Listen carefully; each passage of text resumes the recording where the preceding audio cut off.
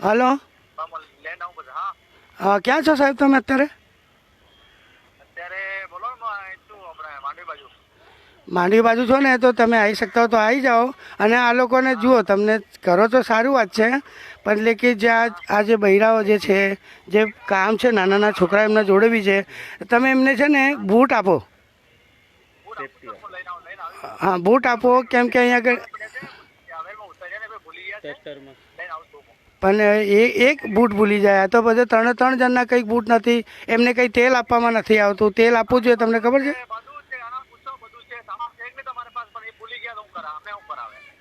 હા,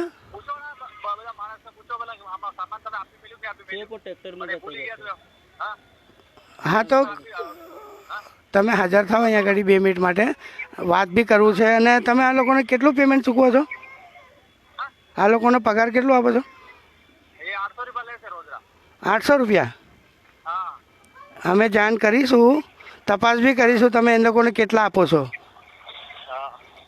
બરાબર છે. એ લોકોને એક માણસને પૂરે 800 કેટલા 800 રૂપિયા ને?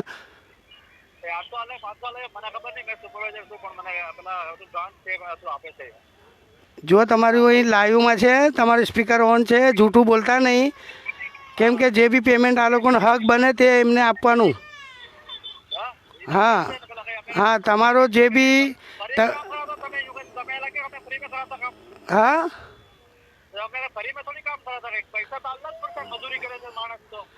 હા, પણ તમે જેટલું આપો છો ને બધું અમને ખબર છે. તમે ખોટું બોલી રહ્યા છો કે તમે 800 રૂપિયા આપો છો અને 1200 રૂપિયા આપો છો. માહિતી અમને કોર્પોરેશનમાંથી બી મળી છે કે જે સંગમ પર જે બી લોકો હોય છે, અમે એ લોકોને બી પૂછતાછ કર્યા છે કે ભાઈ તળાવનું કામ અમે નથી કરતા. કેમ કે એ લોકો 400 રૂપિયા આપે, એ બી નાસ્તો નહીં, કંઈ નહીં. સંગમ પર જેટલા બી મજૂરો બેઠા હોય છે ને, અમને ત્યાંથી ખબર મળી ગયું છે. પણ તમે જે સાચું છે શું છે આ? તમને આ લોકોને કેશ આપો છો કે ભાઈ એમને કંઈ ચેક આપો છો? હા, કેવી રીતે પેમેન્ટ કરો છો?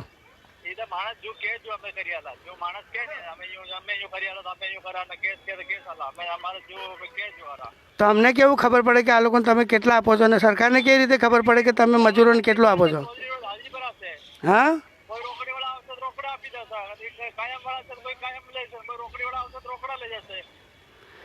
તમારું લાઈવ છે. જે બી તમે કહો છો એ બધું માહિતી અમને મળે છે. 400 રૂપિયા લેખે તમે એ લોકોને આપો છો. તમે કહો છો 800 આપીએ છીએ, 1200 આપો છો. પણ સાચી તમે કહેતા નથી કે તમે કેટલા રૂપિયા આ લોકોને આપો છો. અને તમને ખબર છે આ કેટલી જોખમી તળાવ છે અને આ લોકોને કેટલું પેમેન્ટ આપવું જોઈએ. જમવાના ટાઈમે આ લોકોને બ્રેક આપવું જોઈએ. અને આ લોકોને નાસ્તાના પૈસા તમે આપો છો? જમવાનું કંઈ નાસ્તા પાણીનું, ચા પાણીનું આપો તમે? તમે આપો છો કે એમના પૈસાથી કરે છે? તમે આપો છો કે એમના પૈસાથી કરે છે?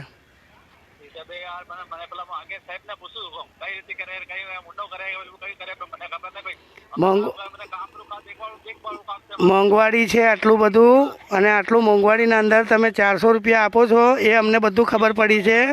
ઉપર લાઈવમાં લઈ લે ભાઈ, લાઈન પર લઈ લે, લાઈન પર લઈ. मारी बात हम लो, मारी बात साम लो, लाइन पर लो।